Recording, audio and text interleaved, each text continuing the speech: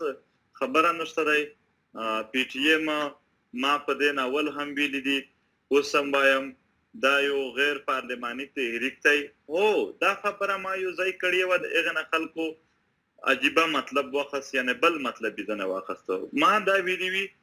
چې که د چا د خواهش وي چې پی ټی ایم پارلماني کوي، نو پی ټی ایم چې کله خپل تنظیم ولري، خپل ممبرشپ ولري، د خپل آئین مطابق هغه ممبر تنظیم جوړ کړي، خپله فیصله ساز کمیټي جوړه کړي، هغه فیصله ساز کمیټي ته د څوک مدعا راوړي، هلته به بحث پرې وشي چې د ده په مدعا کې څومره وزن شته څومره نشته دی. دغه خبرې په چوکونو باندې، په بازارونو باندې یا عام د پروپاګنډې په تور باندې دی خلک نه استعمالوي. نو په دې حواله سره ما خبره کړې وه. بهرحال دا وي هم چې پی ټی ایم د خپل کام د مفادات ته ګوري چې د دغې مفادات په څه شي کښې دي. خیر دی، موږ دا په ډېر کلک حالات کې وو، موږ دا په مشکلات کې وو چې کام په اسانتیاوي کې د کام دغه نسل ته هم او راتلونکي نسل ته موږ دومره څه وطن په وطن کې امن سولې دپاره کوششونه وکړو چې هغه کم سے کم لږ ښه ژوند تېر کړي. موږ د خپل وطن د مفاداتو دپاره دغه لار راته خوښه کړې ده. باقي ما خبره وکړله چې دا هر جمهوري حق دی چې یوه رایه ولري، که څوک د غیر پارلمان، که څوک د پارلمان، یا څوک د بلې لارې رایې لري، نو هغه چې کله موږ تنظیم جوړ کړو هلته د مدعا راوړي. دلته د اوس په هر ځای باندې دا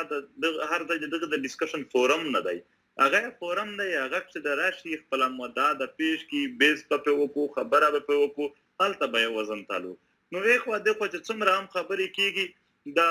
بې بنیاده دي، بې وزنه دي. بې بنیاده دي. ستاسو د خبرې نه چوړ یو ځل بیا خپلو اورېدونکو ته او کتونکو ته کېښودل غواړم چې دغه خبرونه کوم چې په ځایي اخبارونو کې خورېږي چې پی ټي ایم پارلمان اړخ ته یا سیاست اړخ ته یا یو سیاسي ګوند جوړېدلو ته چې کوم دی نو لګیا دی هلې ځلې کوي، نو دا خبرې بې بنیاده دي، غلطې دي، داسې دي. او زمونږ هلې ځلې د خپل کام وطن د ستونزو حل دی، نه کې دلته دغه چې کومې خبرې را پرې تړلی شي، دغه نه دي. د پارلماني سیاست دا تقریبا ته چې کوم په تناظر کې خبره کوي زه پرې پوهېږم. نو پرون هم په یو اخبار کې پوره په ډیټیل سره یو بیان راغلی و چې دغه پارلمان ته تګ غواړي او دغه ډله ده او پلانکي ډله ده او پلانکي ډله یې پر شا ده، هغه خلک داسې دي. هغه خبرې تقریبا ما چې څومره ولې بې بنیاده خبرې وې، په هغې کې هېڅ صداقت نه و، داسې هېڅ نه دومره اوږد بحث. موږ دومره فارغ هم نه یو چې په دې باندې بحثونه کوو. موږ دلته د کام وطن روزانه په شخړو کې، روزانه په مشکلاتو کې شک دی. د هغې په حواله سره د کام وطن د خلکو سره، د دوی په غم او په شادۍ کې شرکت چې دوی سره ودرېږو. د کام زموږ خلکو کمزوری شمار کړی چې موږ یو بل لاس سره ورکړو، اتفاق وکړو، اتحاد وکړو، خپله خاوره دپاره ودرېږو. زموږ ټول ترجیحات دغه دي. دغه بحث ما بیا درته وایم چې که څوک یې کول غواړي، مونږ چې کله ممبرشپ وکړو، هغه ممبرشپ د آئین مطابق خپل تنظیم جوړ کړي او هغه تنظیم خپله فیصله ساز کمیټي جوړه کړي، هغه ته د څوک بیا مدعا راوړي، هلته به بحث پرې وکړو چې دا څومره بد ده یا څومره ښه ده یا څومره څه غیر دی څومره نه دی. باقي پی ټي ایم غیر پارلماني دی او غیر پارلماني چلیږي. لګیا دا چې کوم دوی وایي چې یا میټینګ شوی دی یا هغه شوي دي یا دغه شوي دي، داسې هېڅ نه دي شوي. دا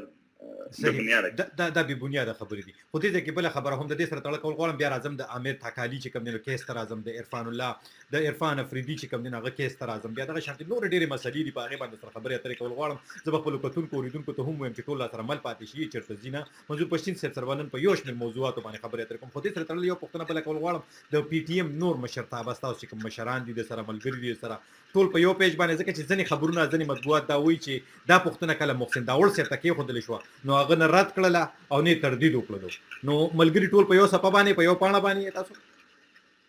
او په یو پاڼه یو. ما اول هم درته وویل چې دا د هر چا جمهوري حق دی چې یو رایه ولري، یو سوچ ولري، یو فکر ولري، د کوم شي هم ولري، کوم قسم سیاست ته د خوښ دی، د دغې رایې حق هر چا ته دی. خو دا رایې باید په اجتماعي توګه باندې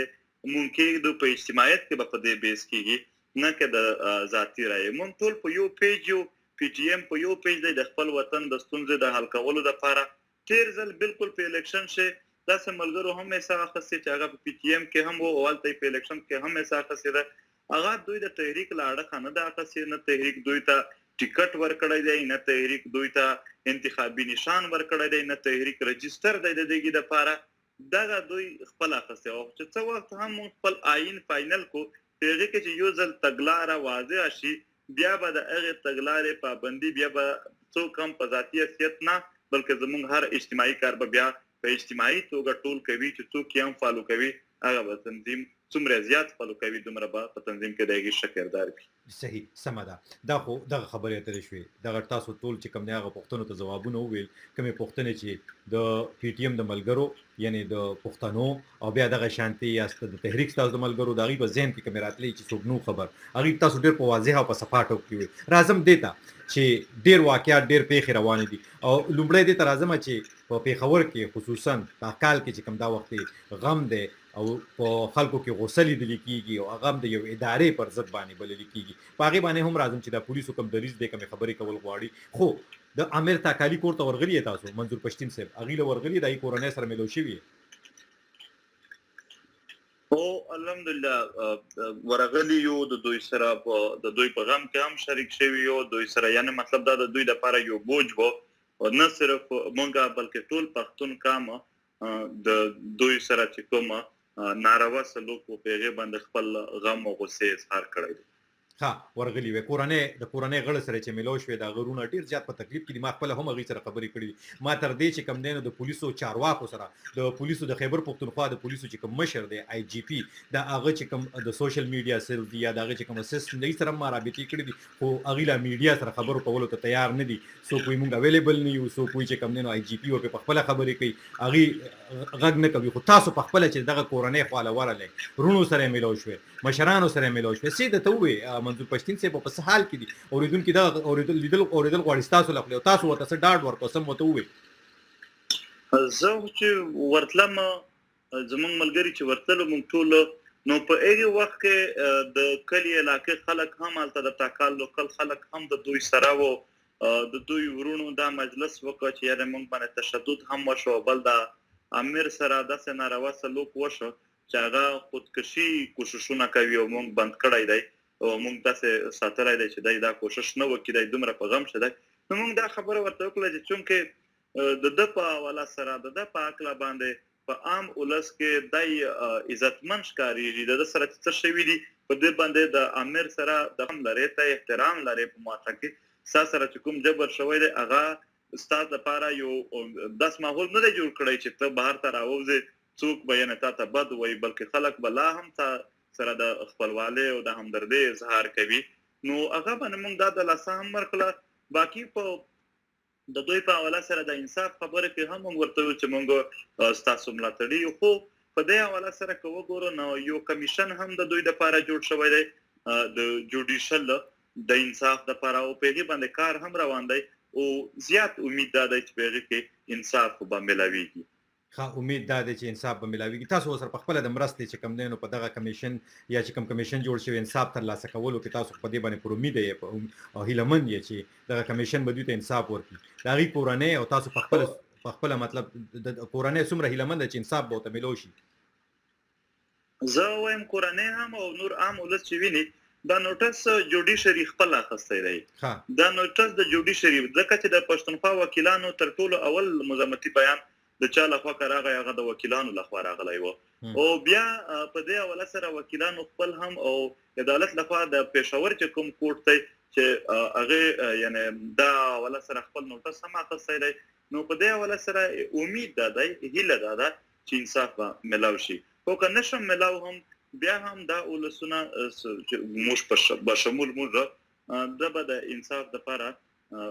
اواز به پورته کوو اواز به پورته کوي د انصاف لپاره بل پیښه چې کوم شی و په خیبر کې شی و خیبر ضلع کې شی و او هغه د عرفان الله افریدي و هغه هم په دغه شانتي پیښه کې مطلب وجل شوی مطلب دا د تشدد دغه لړۍ روانه په خپل تاسو دغه لړ کې چې کوم احتجاج و تیر ورځ روانو هغه له تاسو ورغلی وي هغه ته تاسو وینا کړې و هغه کې تاسو ویلی چې که کورنۍ وغواړي نو موږ سره مرسته کولو ته موږ سره د دې لپاره احتجاجونه مو کو دغه شانتي نو دغه راته لګوي دای کورنۍ سره هم تاسو ملو شي او زه د هغه کورنۍ سره هم ملاوي د پلار سره ملاوي د دوی خپلوانو سره ملاوي ها صحیح د ته وی غیره ته سوې هغه د انصاف څومره مطمئن او تاسو دغه راته لګوي منځو بشین سي دغه کیس لک بدل و په دې کیس کې بیا د انصاف بکی د دوی سره چا ذکر هم نه وکړای دوی ته د انصاف ورکولو چا هیله او امیدونه هم نه ورکړي د عرفان پلار سره چې ما ورید لغه ډیر بوډا او ډیر زیات عمر ولا سړی و بوډا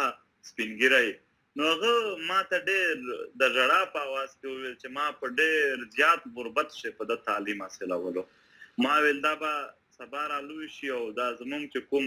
د کور غربت ته یو بد حال مو دی په دې کې به ډېره مرسته وکړي ډېر کومک